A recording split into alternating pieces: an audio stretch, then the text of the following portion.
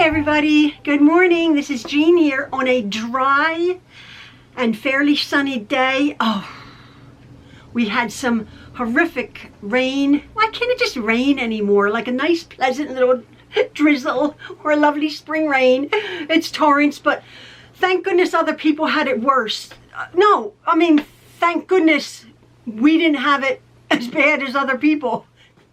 I'm so sorry for you people who've had it worse than us. We did get water. The solution is going to have to be to preempt the rain coming, the storms coming in the future, which seem to be par for the course. Ian is going to have to get a some kind of saw to put in a regular sump pump. Lots of people have sump pumps in their basement, garage, whatever. We have never had that. This house is never flooded. We moved here. But a lot of people had it so much worse, and again, I'm very sorry about that. It's been terrible, but we survived. My last video, I chose the winners of the quilt kit. As you know, Holly and Jacqueline, congratulations. But right now, I'm going to be putting this up. I've been working on my little wall hanging here. It's almost done. As you can tell, if you're looking at it, it's not bound, and that will be my next video. I'm going to bind it, and I'm going to put a little hanging system to go over all of the different ways that you can hang a quilt. That you can either hang a smaller quilt or even a large quilt. So that will be, I'll be finishing this up, I'll be binding it, and then I'm going to give you a little preview of our next project. As I was saying before, I did a little prototype of my next project. Very simple, and again, this was very, very easy. Just took me, well, filming it took me a couple of weeks. Didn't even take that long. I could have just whizzed along. This video coming up is showing you how I quilted it and how I actually put the rickrack on. Again, I had a straight stitch for the quilting. I did have my my computerized little machine here for the blanket stitch and the little zigzag stitch that I attached my rickrack on. But I was thinking, if to put rickrack on, you could just use a straight zigzag stitch. If you don't have that, just a straight stitch down. It's fine. I'm going to iron this quilt, press it all really nice. As I do, I iron my quilts. They puff up afterwards. But this is just a little wall hanging, and I want it to hang real nicely. I used a 100% cotton batting on this, my Warm and Plush from the Warm Company. Again, the batting you have on a quilt makes a big difference. If you're going to be using a polyester bat, it's thicker, puffier, but a little bit more boxy. I do know, like a bamboo batting, 100% bamboo, is a very light batting and makes extremely airy, puffy, soft, squishy quilt, which would be better in warm climates. If you live in Texas, you don't necessarily need a quilt, but you want something to cuddle under. Bamboo is ideal for that. We live in a Four Seasons area, and I do like my thicker Warm and Plush from the Warm Company. So I use that. I have a 25-yard bolt of it, so I just cut it off. So again, little wall hanging. I do hope you've enjoyed this series, and yeah, stay tuned. The next video, I'll show you how I'm going to finish it and how I'm going to hang it. All right, folks, thanks again. Stay warm or stay cool and dry wherever you are, or warm and dry. The weather has moved on, and again, I apologize. I'm sorry. I'm not thanking goodness that you guys had it worse, but we escaped with just a little bit more work to do, so our basement and our garage doesn't get water from these horrific storms. Oh my goodness. So take care, everybody. Love from the Trueloves. See ya. So my little Dresden plate quilt top is all finished. I've appliqued on my plate. I put on my borders. I've sandwiched my quilt sandwich here. This is my backing fabric. I just had this hanging around in my stash. I've used a Warm and Plush. It's a cotton batting from the Warm Company. A lot of you use Warm and Natural. And what I've done is I've safety pinned, basted my quilt top to make my little sandwich here, okay? So now we come to quilting our little quilt top. Now again, you know I'm gearing this to beginners. So most probably you'd be frightened of doing a free motion quilting stitch. I have done free motion quilting on my previous video here, my previous quilt that I was copying with a feather corner stencil chalk. I'm not going to be doing that. All I'm going to be doing is showing you how, for a beginner, to get some quilting under your belt and to learn how to do nice straight quilting stitches.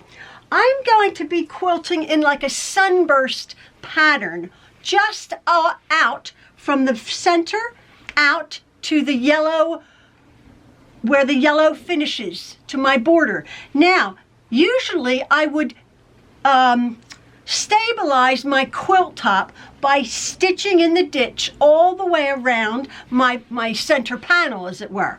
But I'm not going to be doing that because our quilting stitches are going to be pushing our stitches out to the seam here.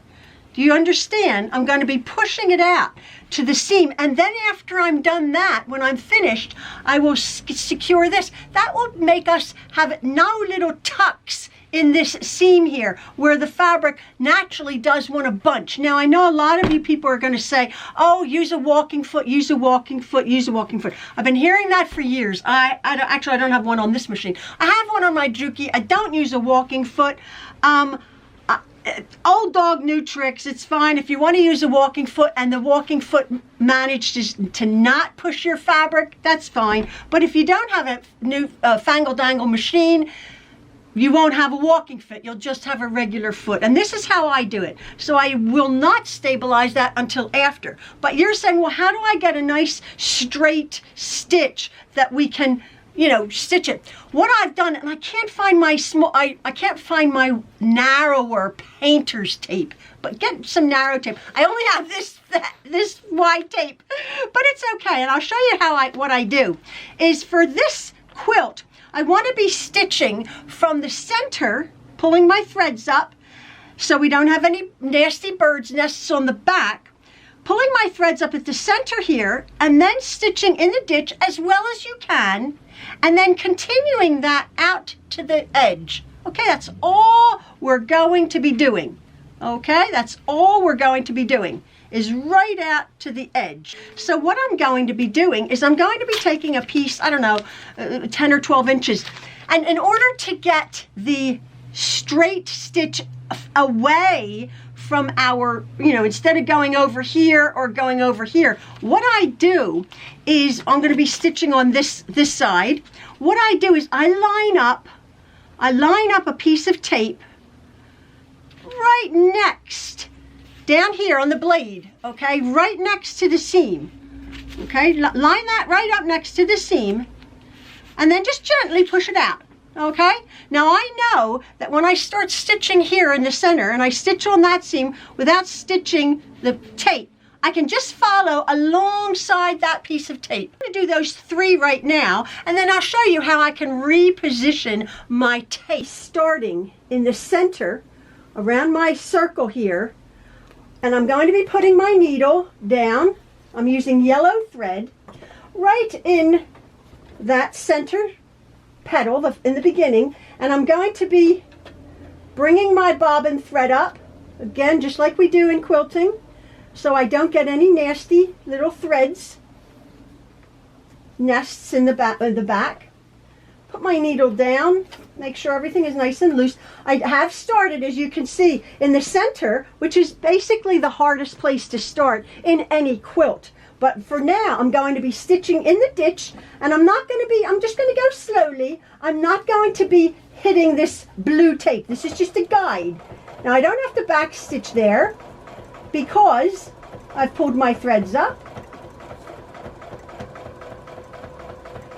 I'm stitching either in the ditch or on the top of the petal. I'm not bothered about that. And as you can see now, I'm coming to this yellow part, and my fabric is just going to probably shift a little because I don't have a walking foot. I'm being very careful not to stitch on the blue tape, but right next to it. Again, this is exactly the speed I'm going.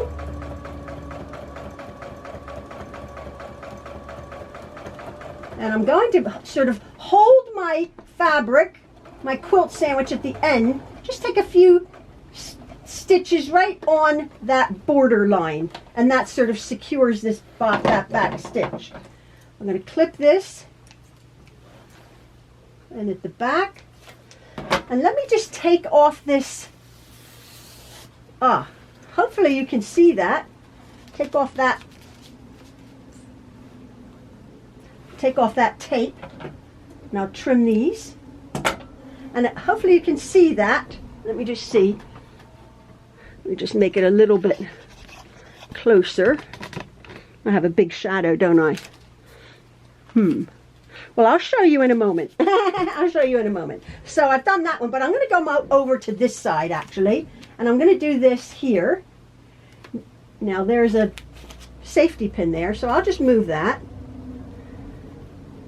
The whole point of this is the furthest we have to go, is just making sure that we have a nice straight line. That's all.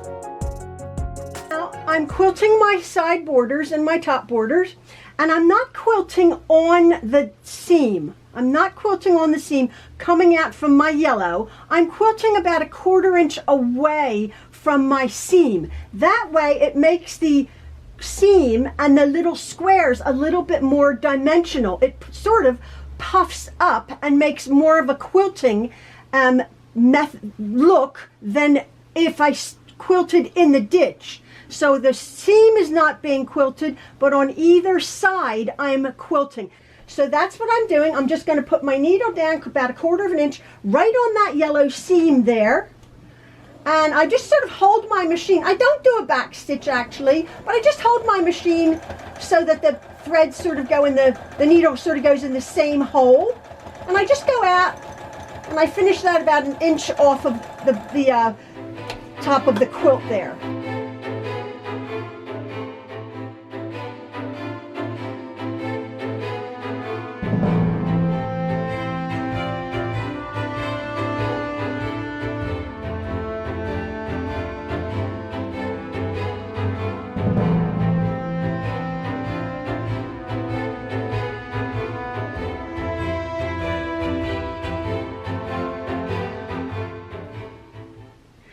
So I'm all finished quilting my lovely little quilt here. Oh, I'm so pleased. The straight lines go across for my borders. And I thought maybe I would just do a decorative stitch since I've sort of outlined this stitch here. So I did a stitch inside the yellow. I don't know if you can see that. Probably not. But I thought, nah, I don't love that. I'm going to go back to my original thought of putting on my rickrack. I'm going to be putting my rickrack onto my quilt, but right now what I've done is I've dialed up my computerized little machine here, my brother, to a curvy stitch here. Let me just see if I can come over here. Well, trust me, there's a little curvy stitch down here.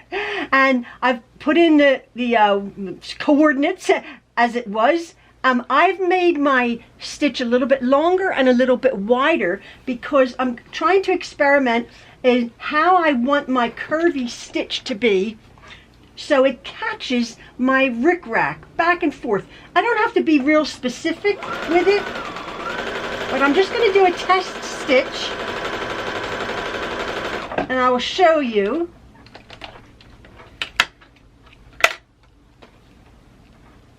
Hopefully you can see that. I don't know if you can see it. It's going to go a little bit wonky right here. So now I'm just going to put my rickrack up, and I quite like that. It will catch my rickrack going down into a ditch and then up and down and up and down. Pretty much. I'm not like specific about it, but that's pretty good. What I'm going to take my little quilt top here, and again, I'm going to start in a corner. Oh, I have to measure. Oh, I just realized I have to measure. I hope I have enough. So that's 1, 2, 3. I just have enough, yeah. Oof. So I'm going to start in a corner, and I'm going to make that a little bit up there. Right there. It'll take a little bit of getting getting used to where the stitches are. And like I said, I want a little bit of my yellow to show. Hopefully you can see that. And again, I am not going to pull my my rickrack at all. Let me just take it very steady. There you go. Yeah, there you go. So I'm putting my rickrack on the seam there. Hopefully you can see that. And then, oh yeah, that's nice. I might have to make my stitch a little bit longer because this is a little bit bigger.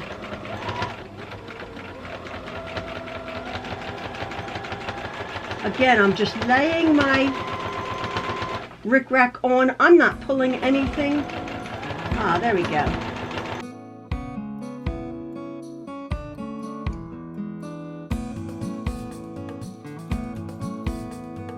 Now, when it comes to the corner, rickrack has, well, I'm sure it has 2 sides, but I don't know. I just do it like this. I just sort of turn it over in the corner there, like that. So I'm now doing the other side, but that's okay. And I just stitch that down like that and leave my needle down. Oh yeah, it's pretty. Hopefully you can see that. Can we see it? Yeah, that's pretty. Yeah, I like that. And then I'll just continue.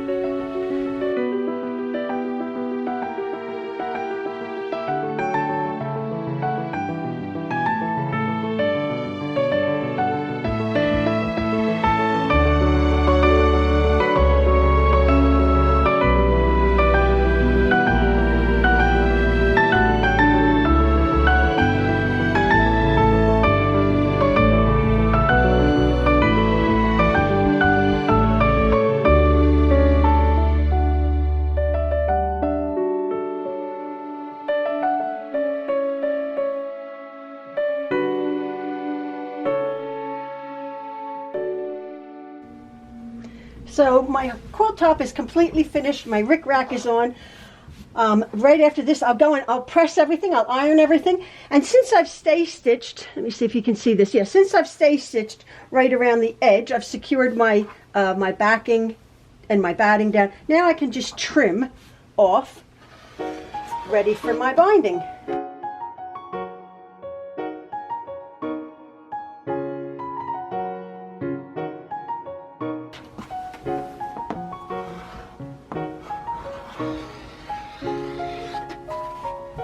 There we go. So my quilt top is ready, almost, to be bound. But I'm going to show you how I'm going to do that and put the hanging thing on in my next video. I hope you've enjoyed this video, folks. And yeah, thanks for watching. Love from the Trueloves. Bye-bye.